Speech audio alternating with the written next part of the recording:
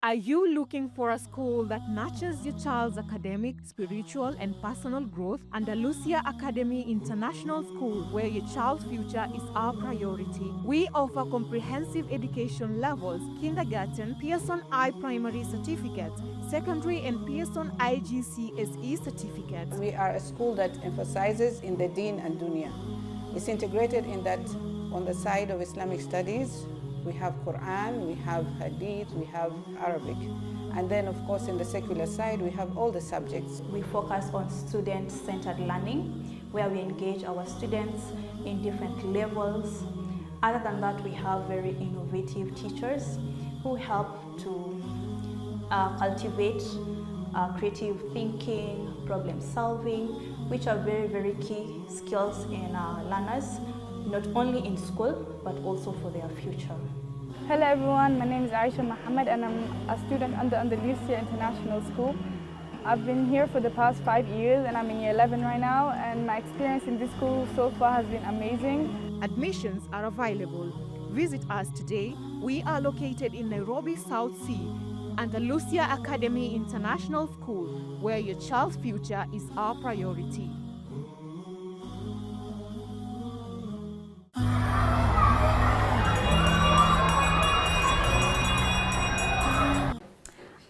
Welcome back again. My name is Ms. Vivian Elizabeth, and this is a Smart Learning at Andalusia Academy together with HorizonTV. So last time we looked at punctuation marks. We were able to look at quite a number of them, and today we are looking at another set of punctuation mark, two pairs. We have semicolon and a colon, where the uses is are a bit confusing to the learners. So we are going to look at how we use them in sentences and examples of sentences. Now, before we begin, let's look at a quick recap of what we did last time. And we said we were looking at two important punctuation marks that is confusing in terms of their appearance. So we have the first one, which is a comma. And we said a comma, its symbol looks like that. It falls below or next to the lower part of the last letter. Then we have apostrophe. Apostrophe falls at the top of the word. If you look at example of apostrophe, we said one use is that it's used as to indicate possession. So we are going to say Maria's apostrophe at the top of letter A. Don't confuse it with the comma again. Maria's book. We have Maria's book. So basically, this is meant to help you understand the shapes or rather where a comma falls on and where an apostrophe falls on. So that is it. So today, we are moving straight away to what we call a colon as a punctuation marks. So a colon has several uses, and we are going to look at three major uses of a colon, and we will be able to look at sentences, how they are being used. And then after looking at a colon, we are going to look at a semicolon. So the first use of a colon, used to introduce items in a list. Now, I remember last time we were looking at comma, we said a comma is being used to separate items in a list. Look at the difference between the terms I'm using. I'm talking about separating items in a list, that is use of a comma, but when we are introducing these items in the list, we introduce them using a colon. So for example,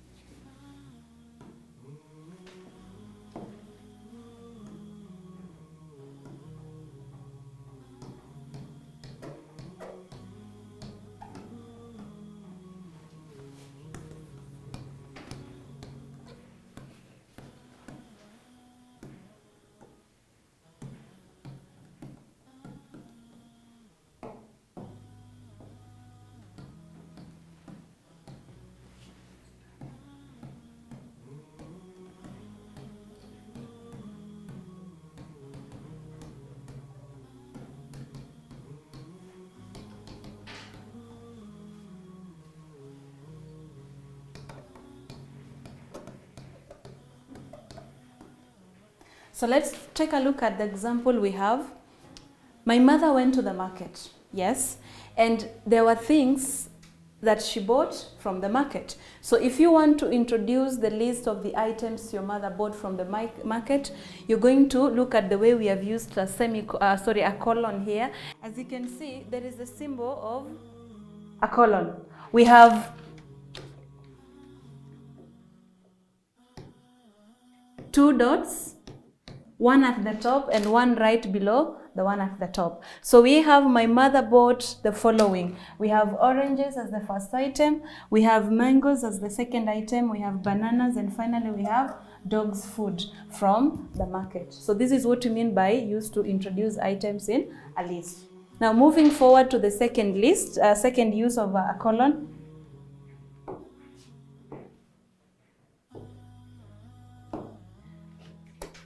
We are looking at use number 2, and we say that it is being used in writing to introduce a quotation.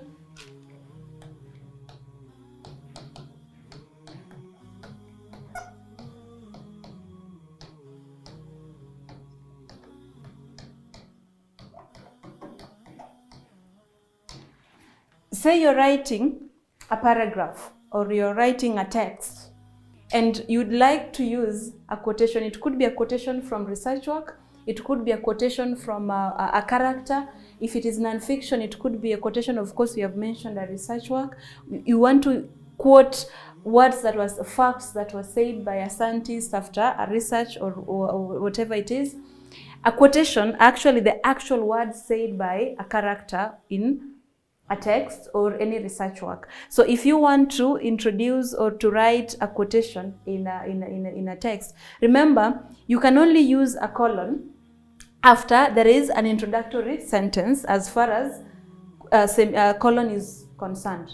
So we are going to have an example in a sentence. Say you're writing about something that was said by somebody else, and in your writing you'd like the people to know who exactly said that. So I have my sentence.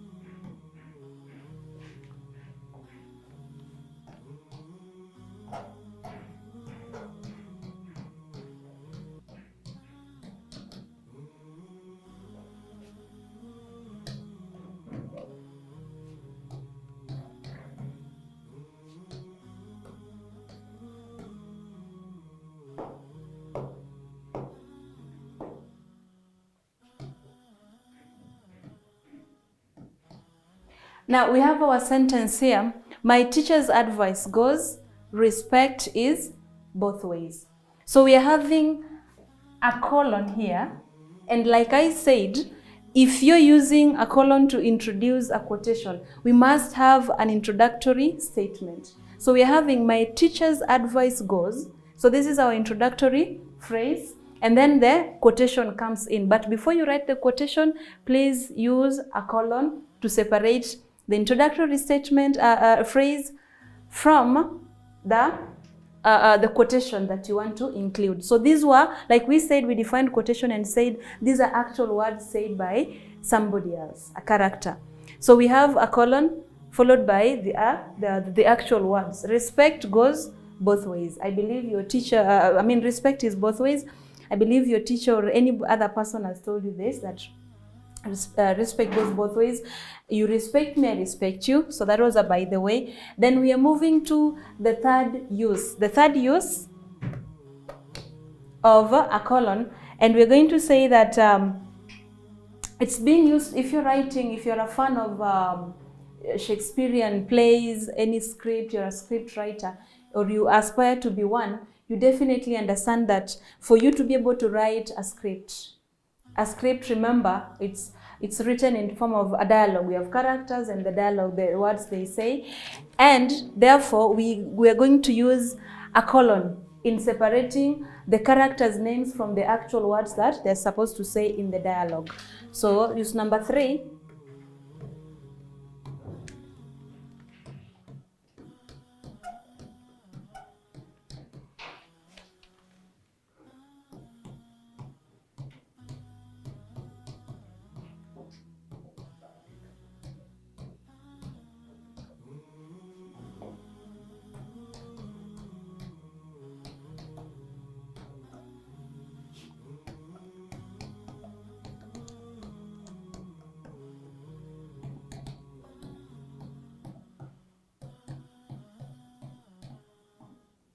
If you're a fan of drama, you actually know that there is what we call a script, which is now being used to have the actual play on stage. So when you're writing a script, remember always that once you've written the name of the character, have a colon before introducing their dialogue. Now, dialogue are the words they say while on stage or according to your script. So we have, for example,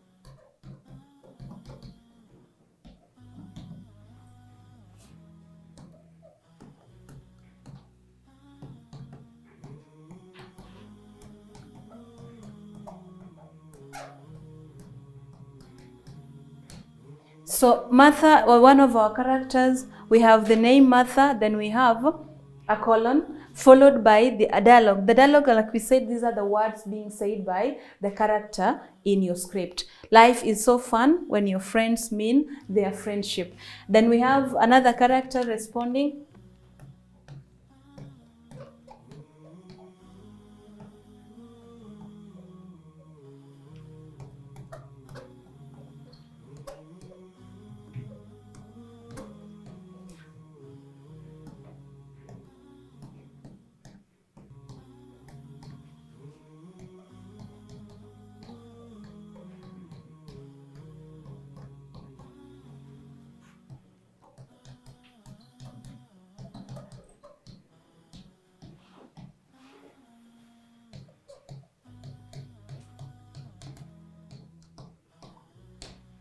We have Jenny, again, the name of the character, a colon, then the dialogue, the actual words. You shouldn't let other people dictate your happiness, okay? So this is another use, the third use of a colon, separating the name of the character from the actual words, that is the dialogue, in a script. Remember, in a script, not in any other type of text you're writing, but you're looking at in a script, okay? So these are the 3 major uses of a colon rather. So we have started from here. We have the first use, used to introduce items in a list, and we have looked at its use is right here. Okay, my mother bought the following. We have oranges, mangoes, bananas, and dog's food from the market. And then we have use number 2.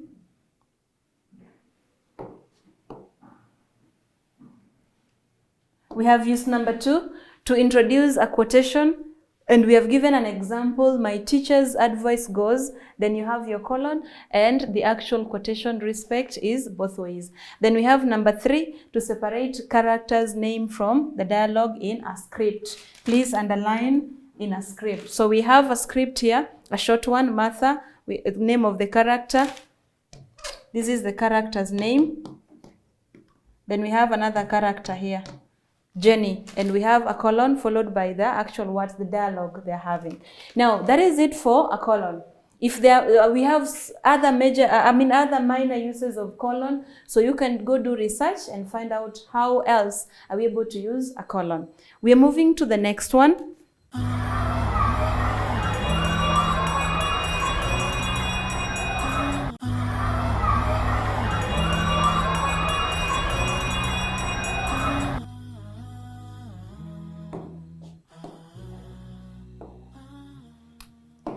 So we are looking at a semicolon as our punctuation mark number 2 today.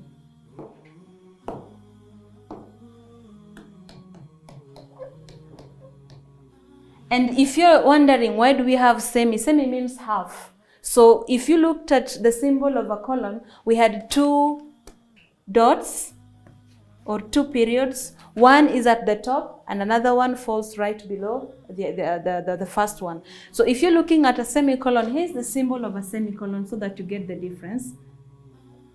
So we're having a dot at the top and a comma right below it.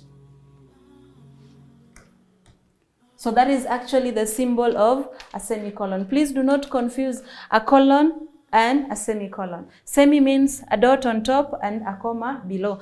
A colon means 2 dots, one falling right below the other one, the upper one. So let's look at how a semicolon is being used in sentences, in a sentence.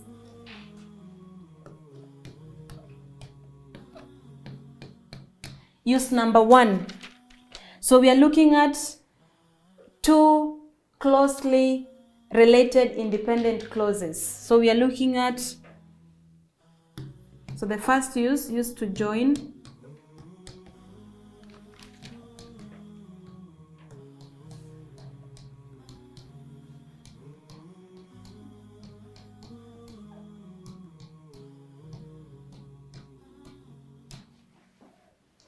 Two closely related clauses. If you look at meaning of a clause here, a clause is actually a sentence and 2 independent clauses. We are having independent clause. Independent clause is more like a simple sentence in simple terms. It's a simple sentence. It has both a verb, a subject, a subject and a verb, which are the key components of a sentence. Now, sometimes you wonder, if you're having 2 simple sentences, are they not supposed to be separated or rather punctuated using a full stop? Yeah, that's a very good question, but listen, sometimes you look at these clauses, they are so closely related, and that's why I've used the word closely. They are so closely related that there is no need of us using a full stop to separate the 2 of them. So without them being closely related, yes, we're allowed to separate them using a full stop. But in this case, a semicolon will be helpful to show or clearly indicate that they're closely related. For example,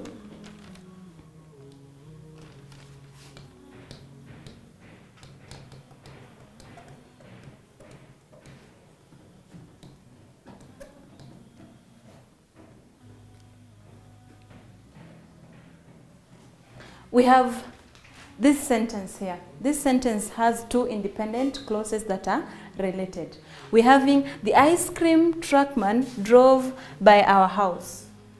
He wore big boots and a hat.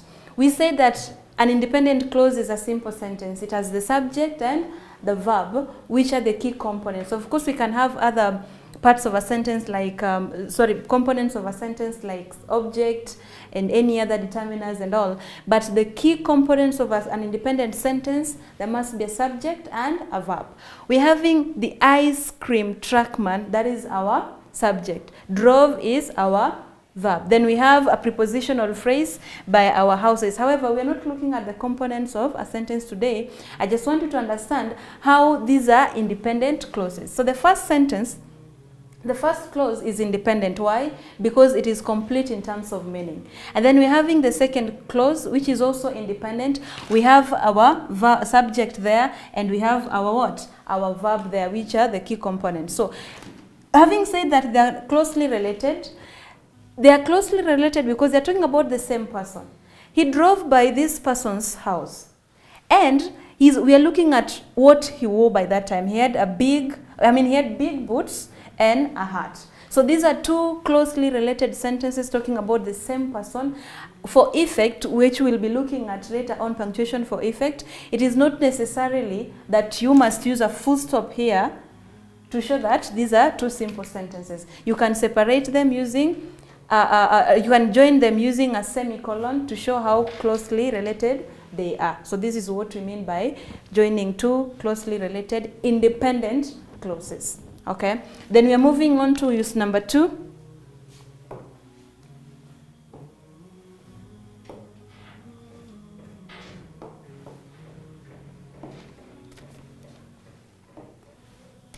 So the second use of a semicolon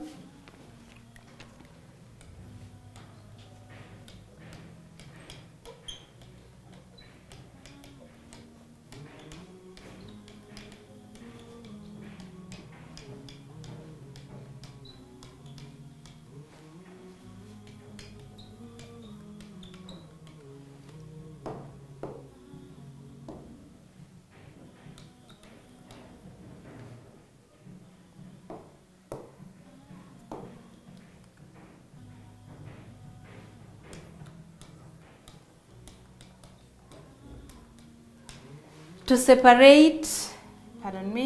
separate a series of phrases in a sentence. Students, listen. We know we looked at a comma, uses of comma last week. However, we are looking at the uses of a semicolon. We are having series of phrases and series of items. There is a difference, a huge one.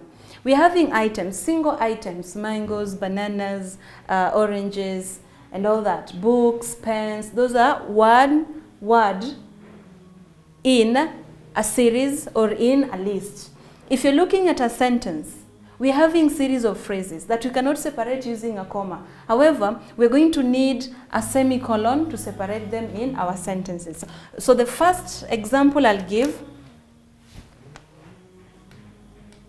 So we have example given.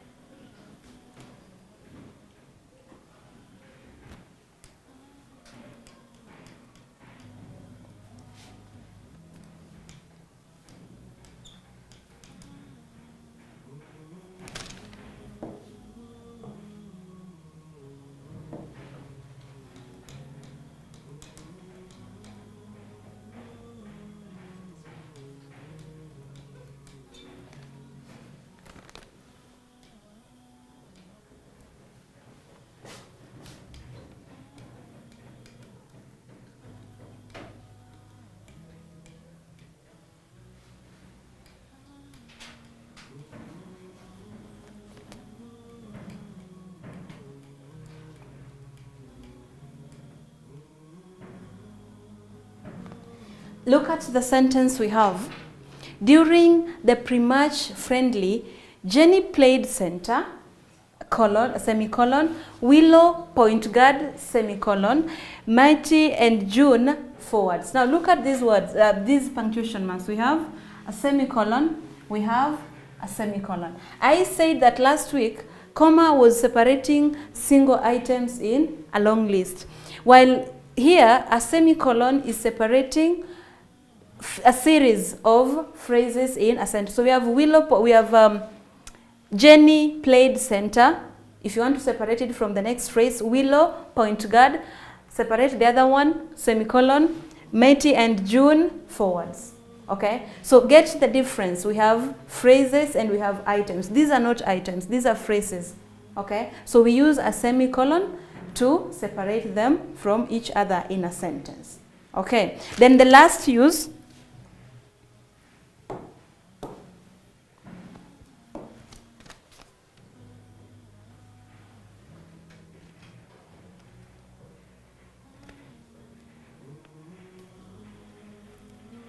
We're looking at to replace a conjunction in a sentence.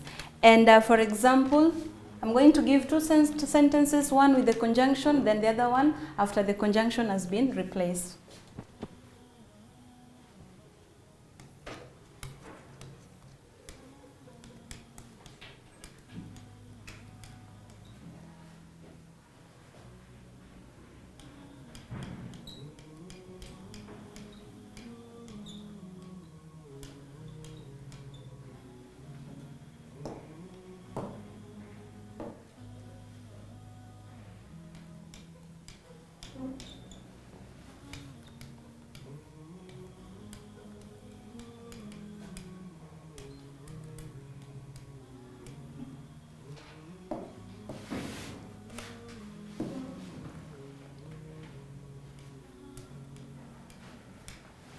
We have the sentence, she will not accept you because she hates everybody. And we're going to underline our conjunction there on in the sentence. The conjunction is because. If you want to rewrite this sentence without using the conjunction, here is how you're going to do it.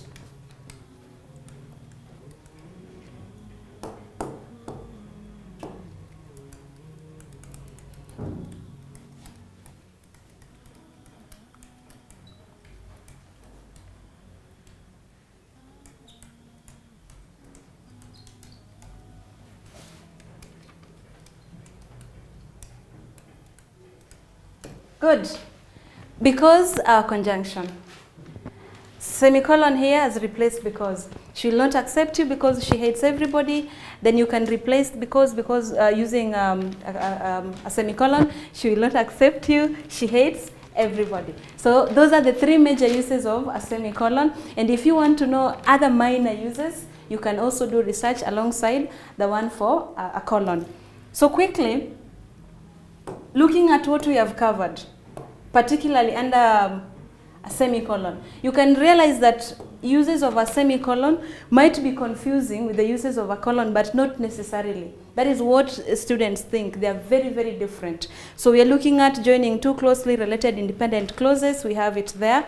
This one is related to that. We are looking at to separate a series of phrases. I've explained it clearly with the difference the difference between a comma and a semicolon in this context. And then we have replacing a conjunction in a sentence, and do not use them twice. Do not use a semicolon alongside a conjunction, just pick one. So that is it for today. And next time we're meeting, we're going to be looking at the effects. Why are these conjunctions so important in writing texts? Why do we need them? Do they have any effect on readers? Do they bring any meaning to the ideas the writer intends to have the readers get? Now, we are going to look at punctuation for effect. Next lesson we are going to meet, but I want to go through the notes that I've given you and also do your research to understand deeply why we need punctuation marks in our writing. Okay, that will be it for today. I've been your teacher, Miss Vivian Elizabeth at Andalusia Academy, together with Horizon TV. Thank you so much. Until next time.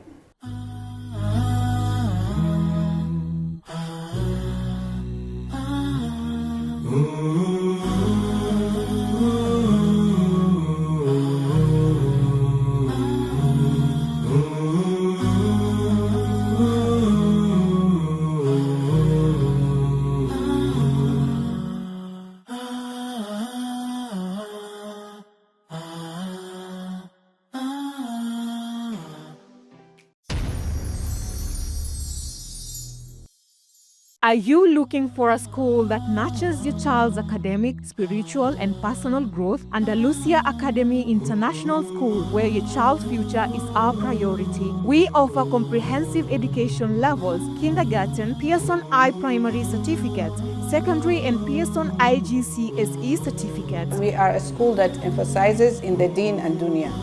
It's integrated in that on the side of Islamic studies, we have Quran, we have Hadith, we have Arabic. And then, of course, in the secular side, we have all the subjects. We focus on student-centered learning, where we engage our students in different levels.